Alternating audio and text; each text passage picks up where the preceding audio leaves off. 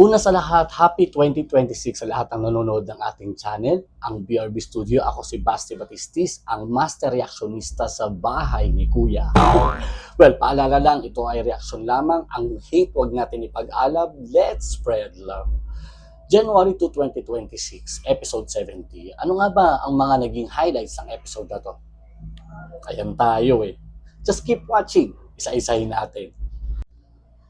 Nagsimula ang episode na to sa performance ni Ashley at Princess na may pamagat na yakap mo.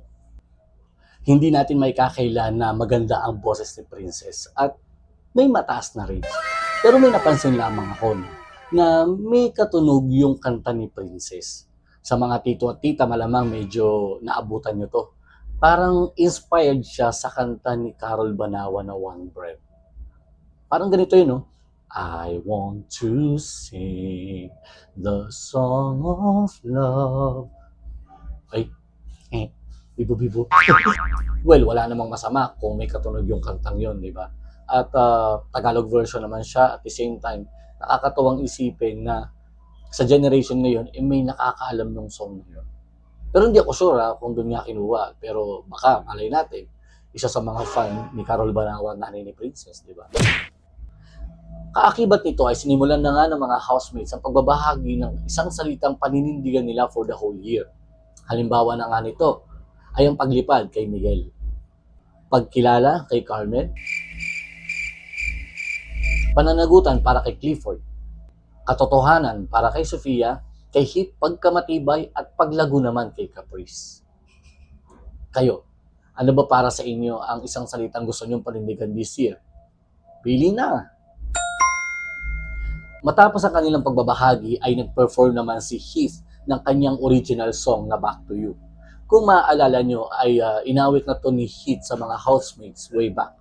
Pero this time, makikita nyo yung difference ng kanyang pagpa-perform.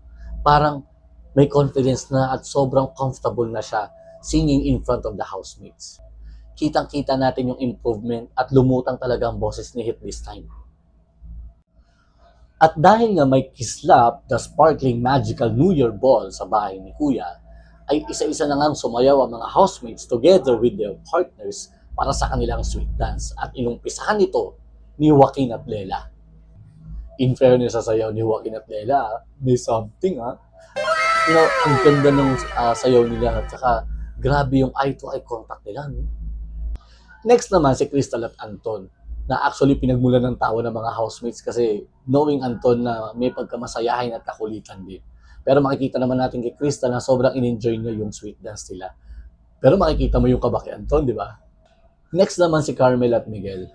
Ay sus, makulit din tong dalawang to, no? Pero kung sa bagay, although hindi nga sila love team material, pero makikita mo sa kanila na pwede silang maging magkapatid sa teleserye o pelikula, di ba? Clifford at Sofia naman, Diyos me, kitang-kita nyo kung paano pinaikot-ikot ni Sofia sa kamay niya si Clifford. Literal yun sa dance po yun. Kay Fred at Princess naman, well, alam naman natin ang storya ng dalawa, di ba? Na may something, pero hangin pa. Pero dahil nga first dance nila to, nakakakaba yun, no? Kay Riv at Ashley naman, alam mo yung feeling na isasayaw mo yung first crush mo, kaya hindi mo alam kung ano yung gagawin mo, kaya kung ano-ano na lang yung nangyayari. Pero makikita natin kay Ashley na gusto niyang i-enjoy o seryosohin yung dance nila, pero dahil nga kitang-kita yung kaba kay Riri, kung ano-ano na lang yung nangyari. Pero para sa akin, ang pinaka-comedy talaga yung kay Caprice at Heath. Nag-sway na lang sila and all, nag-dance on their own, at kitang-kita mo at halata na first lady na sinayaw ni Heath si Caprice. Kasi imagine, tinuro pa ni Carmel kay Heath na sabewang ang hawak kapag sweet dance na. Well, para sa akin, highlight ng episode na to, yung awkwardness ng bawat isa sa mga sweet dance nila.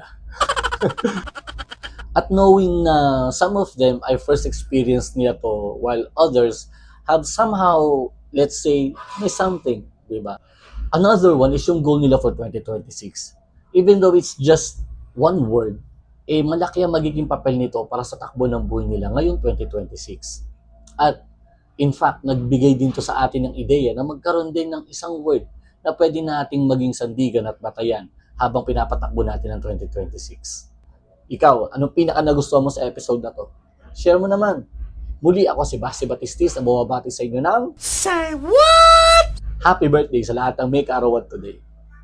See you on my next video.